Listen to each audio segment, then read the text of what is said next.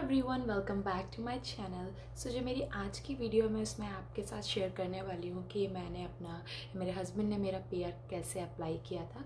तो मैं ज़्यादा कुछ नहीं, मैं जो नॉर्मल स्ट्रेट फॉरवर्ड बोलूँगी, जो भी पॉइंट्स होंगे बहुत क्लियर बोलूँगी, ज़्यादा लंबी मैं वीडियो नहीं करूँगी। तो अगर आप वीडियो देखते हैं तो प्लीज़ लाइक ज़रूर कीजिए, शेयर ज़रूर कीजिए। आने वाले टाइम में मैं और भी कनाडा से रिलेटेड वीडियो बनाऊँगी, तो प्लीज़ वीडियो को एंड तक देखिए, तो आपको जो पॉइंट्स होंगे वो ज़्यादा क्लियर होंगे। अगर आप बीच में ही वीडियो छोड़ देंगे तो आपको समझ नहीं आएगा। तो without wasting any time let's begin the video. So मैं आपको जो मेरा फर्स्ट है, मैं आपको बता देती हूँ पूरा प्रोसेसिंग टाइम। आफ्टर मैरिज मेरे पास पासपोर्ट नहीं था, तो मुझे पासपोर्ट बनवाने में भी सबसे ज़्यादा मेरा टाइम वेस्ट हुआ था पासपोर्ट बनवाने में। पासपोर्ट की ही चक्कर में मेरा टाइम ऑलमोस्ट मुझे लग गए थे 10 to 11 मंथ। अगर पासपोर्ट को साइड में, अगर आपके पास पासपोर्ट है, पासपोर्ट को साइड में हटा के बताती हूँ तो मेरे 7 to 8 मंथ्स लगे थे मेरे के टाइम पे।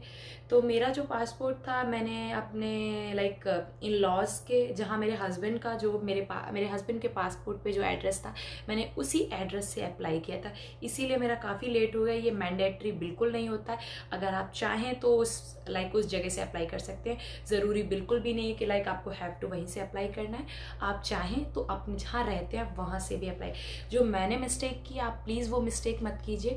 तो मैंने मेरे हस्बैंड जहाँ रहते थे, मेरी पूरी मेरे सारे इन लॉज कनाडा में ही शिफ्ट थे। मेरी शादी से 1-2 साल पहले से ही। मगर मैंने जो अप्लाई किया था अपने पासपोर्ट, क्योंकि मेरे जो लॉयर थे, मेरे हस्बैंड ने मेरा पासपोर्ट यहीं कनाडा से ही अप्लाई करवाया था। तो मेरे जो लॉयर थे वो कनाडा के ही थे। तो उन्होंने हमको बोला था कि अगर हम वहाँ से करवा लेंगे, मेरे हस्बैंड का जो पासपोर्ट पे एड्रेस है वहाँ से करवाएंगे तो ज़्यादा ही बेटर रहेगा। तो ये थोड़ा प्लस पॉइंट हो जाता है। तो हुआ ये कि वेरिफिकेशन के लिए स्टार्टिंग में जब वहाँ कोई था नहीं, तो वेरिफिकेशन के लिए पहले तो बहुत टाइम तक आई थिंक 1 मंथ के लिए वो दिल्ली में ही अटका रहा मेरा पासपोर्ट। फिर वहाँ पे भी हमें कुछ अपना पासपोर्ट को आगे बढ़ाने के लिए, दैट, तो हमें काम जल्दी हो, इसलिए मुझे वहाँ पे भी कुछ थोड़ा सा सबमिट करना पड़े थे। उसके बाद जब वहाँ वेरिफिकेशन क्लियर होगी, फिर मेरे जहाँ से मैं यूपी से बिलोंग करती हूँ वहाँ पे फतेहगढ़, फिर वहाँ से वो मेरे यूपी में आया, जहाँ पे मैं रहती हूँ वहाँ पे भी आया। वहाँ पे भी वेरिफिकेशन वगैरह सब कुछ क्लियर हो गया था। पता नहीं उन लोगों ने फिर भी मेरा पासपोर्ट वहाँ पे रोक के रखा। फिर हमें वहाँ पे भी कुछ अच्छे अमाउंट में जमा करना पड़ा कि मेरा पासपोर्ट, क्योंकि सब क्लियर हो चुका था। तो आई डोंट नो उन्होंने मेरा पासपोर्ट क्यों ही रखा हुआ था।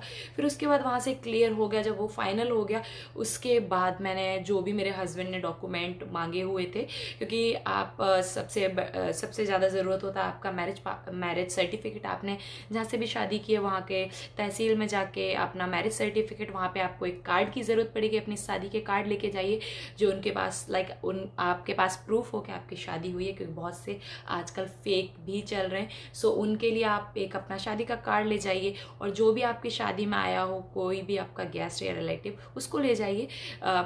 मैंने 2016 में अप्लाई किया था। अगर थोड़े बहुत रूल अब चेंज हो गए हैं तो मुझे नहीं आइडिया है, बट हाँ मोस्टली रूल मैंने चेक कर लिए सेम ही है। तो आप किसी भी एक लोगों को ले जाइए जो भी आपकी वेडिंग अटेंड की हो, तो उनको क्लियर हो जाएगा कि हाँ आप। उसके बाद आप और आपके हस्बैंड तो जाएंगे, वहाँ पे फ़ोटो वगैरह होगा, सब कुछ होगा।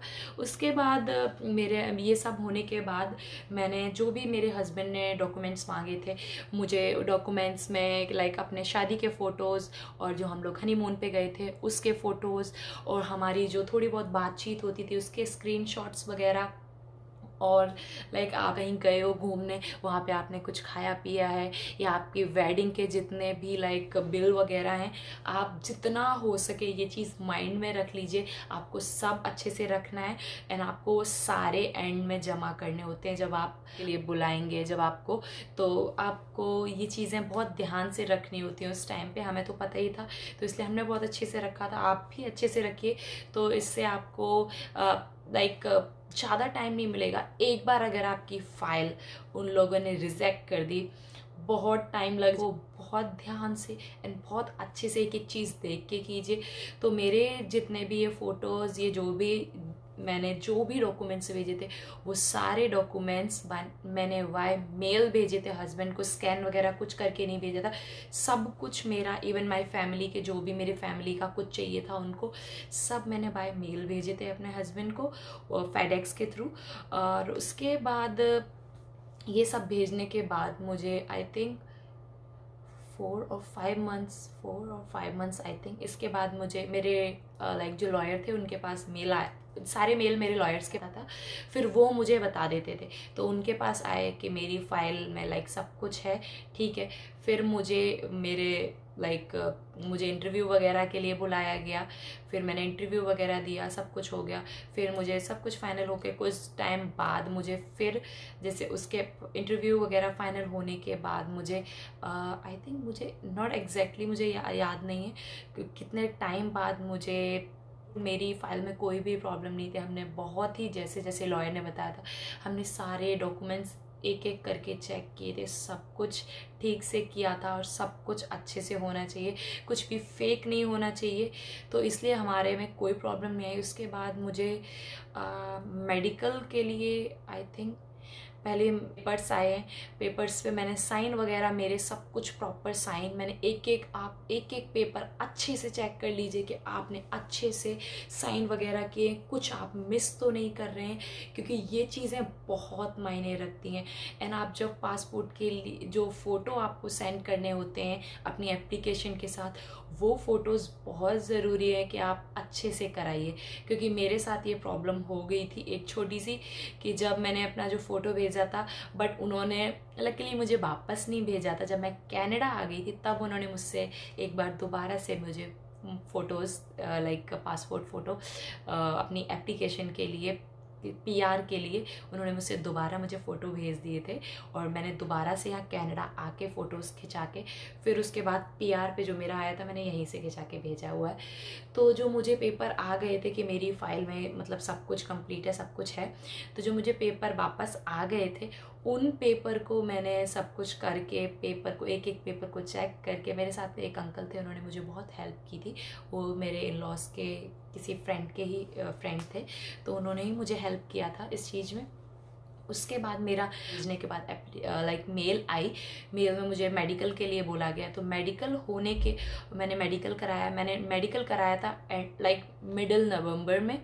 तो मुझे सब लोग वहाँ पे बोल रहे थे कि अभी ऑलरेडी इन लोगों के पास पूरी साल की फ़ाइल होती है, आपकी फ़ाइल तो 1 साल और आगे बढ़ जाएगी, क्योंकि आप तो एंड ऑफ द ईयर करा रहे हो। तो मैं बहुत डर गई थी कि अरे अब तो मतलब लाइक मुझे 1 साल और वेट करना पड़ जाएगा, राइट। क्योंकि हमारे मन में भी थोड़ी प्रॉब्लम, टेंशन, मुझे पता था एक ना एक दिन जाना तो है ही, बट जब आप यहाँ आ जाते हो तो जाने का मौका नहीं मिलता।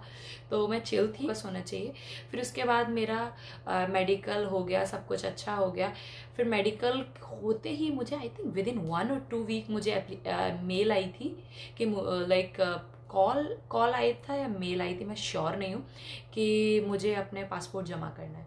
फिर मैं दिल्ली गई, मैंने अपना पासपोर्ट सबमिट किया, एंड विद इन 1 वीक और 2 वीक आई थिंक, मैं अपने केस में बहुत ही लकी थी कि मेरे सारे मतलब लाइक पासपोर्ट को छोड़ के, पासपोर्ट में जो मेरे 4-5 मंथ वेस्ट हुए थे, मेरी एप्लीकेशन में उतना ही जल्दबाजी हुई एंड सब कुछ बहुत अच्छे से हो गया। उसके बाद मुझे लाइक मेरा पासपोर्ट सबमिट हो गया और कुछ दिनों बाद ही लाइक कुछ वीक में ही मेरा पासपोर्ट वापस आ गया। और उस लाइक मेरे मेडिकल से लेके एंड मेरे पासपोर्ट सबमिट होने विद इन 1 मंथ में कनाडा आ गई थी। मेरा मेरा मेडिकल हुआ था नवंबर 2016 में, आई थिंक 14 और 15 नवंबर समथिंग हुआ, एंड लाइक मैं 16 दिसंबर को यहाँ कनाडा लैंड कर गई थी। तो आप देख सकते हैं मेरा कितना फास्ट हुआ। तो आप ये सब हो सकता है पॉसिबल, अभी कोविड चल रहा है तो थोड़ा बहुत टाइम ऊपर नीचे हो सकता है। मुझे जैसे 7 to 8 मंथ्स लगे थे पूरे प्रोसेस में, आपको हो सकता हो 9 to 10 मंथ्स लग जाए। इतना ही प्रोसेसिंग टाइम है, इससे ज़्यादा नहीं है। अगर आपके पेपर आपने करेक्टली सब सबमिट किए हैं, मेक श्योर आपका जो साइन वगैरह के पेपर हैं ये आपको बहुत अच्छे से चेक करना है, चीज़ें आपको डिले कर सकती हैं। एंड उसके बाद मैं यहाँ पे आ गई थी, मैं आई हूँ 16 दिसंबर को, I think with in 1 month मेरा पीआर मेरे पास आ गया था। सो मैं यही आपको बोलूँगी कि आप लॉयर के थ्रू अप्लाई करें तो ज़्यादा बेटर होता है। आपका लाइक जो भी चीज़ होगी, कुछ भी गड़बड़ होगी तो लॉयर को पता होता है कि उन्हें कैसे हैंडल करना है। ये सबसे एंड मुझे एग्जैक्टली नहीं पता, बट मुझे अराउंड मालूम है कितना मेरा लाइक पूरा अगर मैं कहूँगी तो मेरा 2 लाख टू 2.5 लाख मान लीजिए, इतना मेरा खर्चा आ गया था। सब कुछ मिला के इसमें सब कुछ लाइक था इसी के अंडर। एंड इंडिया में जो मैंने पासपोर्ट वगैरह और जो भी थे वो थोड़ा अलग था, वो इतना ज़्यादा नहीं था, बट था फिर भी। तो मैं यही कहूँगी कि आप कोशिश कीजिए लॉयर के थ्रू कराएंगे। अगर आपको कोई भी क्वेरी हो तो प्लीज़ कमेंट बॉक्स में कमेंट छोड़ दीजिए, I would love to answer that. And अगर आपको मेरी वीडियो अच्छी लगी हो, हेल्पफुल लगी हो, तो please like share subscribe to my channel. आपके लाइक्स और सब्सक्राइब, आप लाइक करते हैं तो मुझे भी मोटिवेशन मिलती है और वीडियो बनाने के लिए। आपने मेरी लास्ट वीडियो नहीं देखी हो तो ज़रूर जाके देखिए, मैंने बताया है वहाँ पे कि आप कनाडा आने से पहले ये चीज़ें ज़रूर देख लीजिए। अगर आपको वीडियो अच्छी लगी तो please like share subscribe to my channel. Thank you so much for watching. Thanks a lot.